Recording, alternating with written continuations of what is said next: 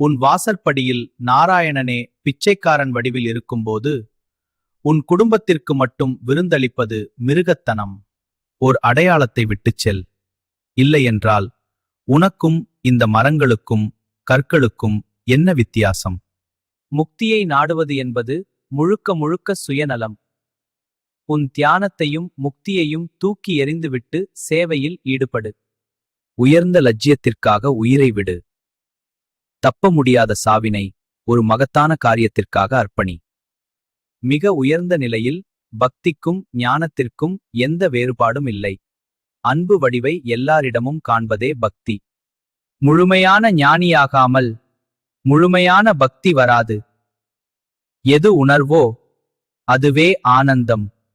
மக்களின் தகுதியைப் பொறுத்து வழிகள் பலவாறாக இருக்கலாம். ஆனால் பிரம்ம ஞானத்தை பெறுவதே இறுதி முடிவு.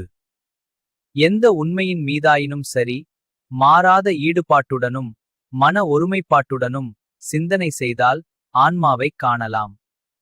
பழைய காலத்தைப் போல் உண்மையான சிரத்தையை மீண்டும் கொண்டு வர வேண்டும். கழைகளை வேரோடு நீக்க வேண்டும். கண்ணனின் பிருந்தாவன லீலைகளை புரிந்து கொள்ள மிக உயர்ந்த சாதனைகள் வேண்டும். இப்போது தேவை மகா தியாகமும் தைரியமுமே. ஒவ்வொரு காரியத்தையும் ஒருமித்த மனத்துடன் செய்.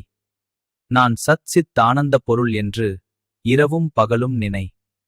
வைராக்கியம் இல்லாமல் 100 பிரம்ம யுகங்களிலும் முக்தி அடைய முடியாது.